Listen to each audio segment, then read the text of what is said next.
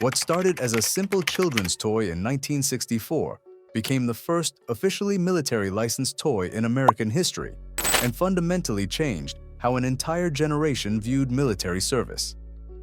I'm talking about G.I. Joe. Yes, that action figure you played with as a kid. But what you don't know is how this 12-inch figure broke every rule in the toy industry and became one of the most culturally influential toys ever created. Picture this. It's 1963, and toy designer Don Levine is sitting in a Hasbro meeting room, watching his company get crushed by Mattel's Barbie doll. Hasbro desperately needs a hit product. But Levine has a crazy idea. What if they created a doll for boys? His colleagues think he's lost his mind. Boys don't play with dolls. Then Levine does something no toy company had ever attempted before. He walks into the Pentagon and asks the US Army for permission to make an official military toy. In this video, I'm going to reveal how this unprecedented partnership created the first action figure, revolutionized the toy industry, and influenced American culture in ways that are still felt today. You'll discover the real story behind G.I. Joe's creation, the cultural battles it survived, and why this simple toy became one of the most successful franchises in entertainment history. This is the documented story of how one man's desperate idea changed everything. The desperate gamble that started it all. Here's what most people don't know about 1963. Hasbro was in trouble. Mattel's Barbie had completely revolutionized the toy industry since 1959, creating an entirely new category of fashion dolls that was generating massive profits. Hasbro needed their own breakthrough, but every idea they tried failed. That's when Don Levine, Hasbro's head of development, made an observation that would change toy history forever. He noticed that while boys rejected traditional dolls, they were fascinated by realistic military figures and equipment. But here's the problem. All existing military toys were small, simple plastic soldiers. Nothing allowed for the kind of detailed play that made Barbie so successful. Levine's solution was radical. Create a 12-inch articulated figure with realistic military equipment. Make it detailed enough for serious play, but never, ever call it a doll. The idea was so controversial that Hasbro's own executives initially rejected it. The partnership that changed everything. Then Levine did something that had never been attempted in toy history. He approached the US Army directly for official licensing rights. Think about how crazy this was. No toy company had ever sought military endorsement.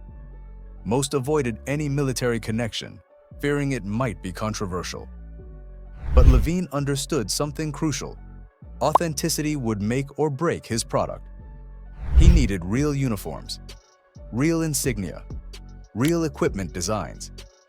The Army was initially skeptical. Why would they want to be associated with a children's toy?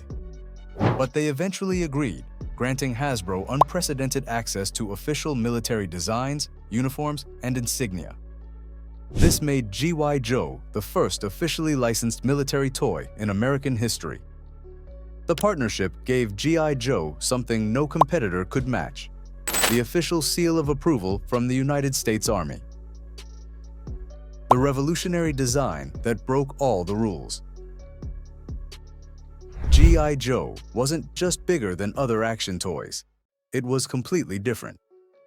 The figure featured 21 moving parts, allowing for realistic poses that were impossible with traditional toy soldiers. The attention to detail was unprecedented. Realistic facial features, authentic military uniforms, and equipment based on actual Army gear. But the real innovation was the system approach. G.I. Joe wasn't just a single toy. It was an entire military universe that boys could collect and expand. The packaging was revolutionary too. Instead of a typical toy box, G.I. Joe came in a clear display case that showcased the figure like a museum piece. This premium presentation reinforced the idea that G.I. Joe wasn't just a toy. It was something special. The marketing breakthrough. Hasbro faced a massive challenge. How do you sell a doll to boys without calling it a doll? Their solution was brilliant. They invented an entirely new category. G.I. Joe wasn't a doll. He was an action figure. The marketing campaign emphasized adventure, heroism, and authenticity. TV commercials showed boys staging elaborate military scenarios, with G.I. Joe as the star of their own action movies. The tagline, "America's Movable Fighting Man," positioned the figure as something uniquely American and undeniably masculine. The launch was supported by an unprecedented marketing budget. Hasbro bought primetime television spots and created elaborate store displays. The instant cultural phenomenon. The results exceeded everyone's wildest expectations. G.I. Joe became an instant hit, selling over 2 million figures in its first year alone.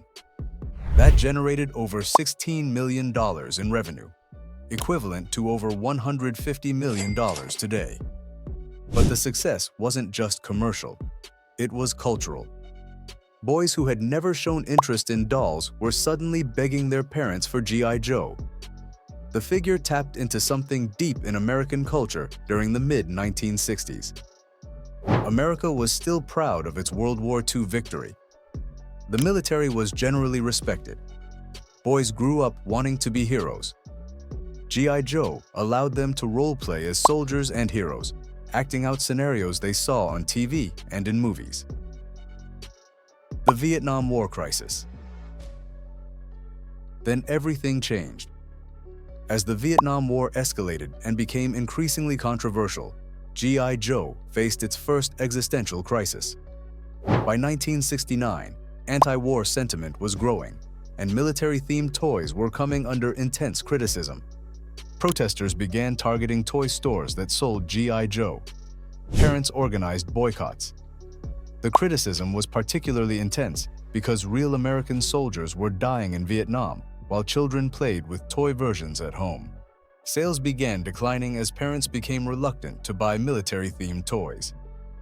Hasbro faced an impossible choice: abandon their most successful product or find a way to save it.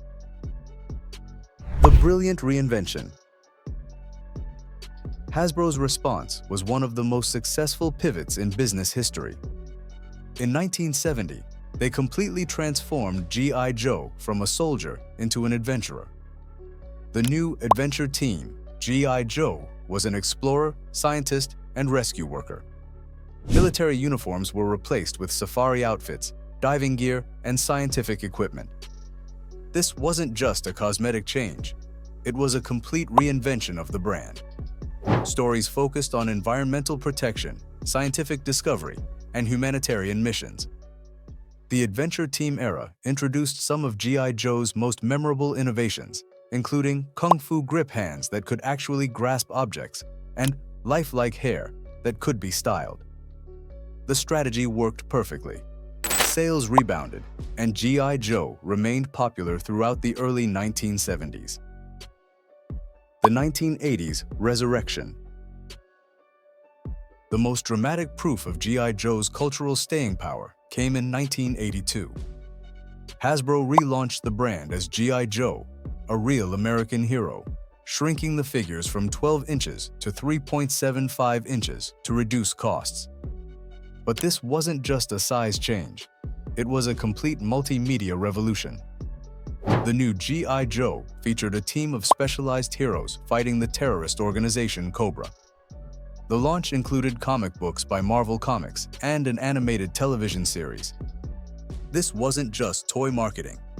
It was the creation of an entire entertainment universe. The relaunch was enormously successful, generating hundreds of millions in revenue and creating a new generation of fans. The cultural legacy. Today, G.I. Joe's influence on American culture is undeniable. The toy helped establish many conventions of modern action entertainment: team-based narratives, the mixing of military action with adventure themes, the concept of collectible character universes. The action figure category created by G.I. Joe became the foundation for countless other toy lines. From Star Wars to Transformers, the DNA of G.I. Joe can be found throughout American popular culture. Over 375 million G.I. Joe figures have been sold worldwide since 1964, making it one of the most successful toy franchises in history. The modern impact. G.I. Joe's influence extends far beyond toys. The brand has spawned multiple movie adaptations, video games, and continues to generate new comic book series and animated shows. Many military leaders today grew up playing with G.I. Joe and often credit the toy with sparking their initial interest in military service. The toy helped establish military service as an aspirational career choice rather than just an obligation, fundamentally changing how Americans think about military careers. The story of G.I. Joe is ultimately a story about innovation, adaptation, and cultural influence. Don Levine's desperate idea to create a doll for boys didn't just save Hasbro. It revolutionized the toy industry and created one of the most influential entertainment franchises in American history. G.I. Joe survived the Vietnam War, adapted to changing cultural values, reinvented itself for new generations, and continues to influence popular culture today. The next time you see a G.I. Joe figure, remember that you're looking at more than just a toy.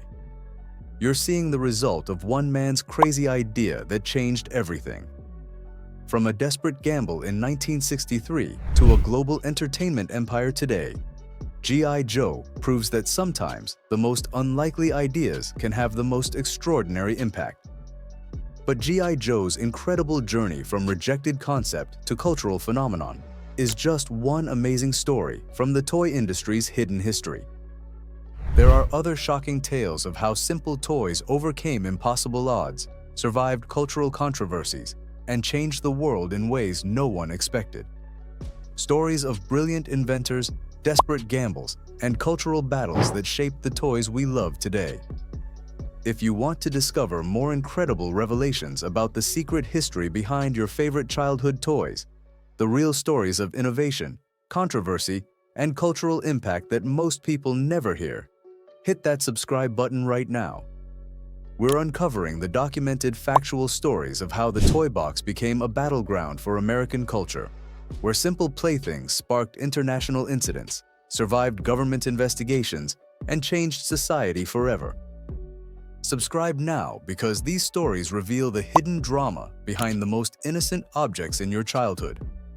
The toy industry's real history is more fascinating than any fiction, and knowing is half the battle.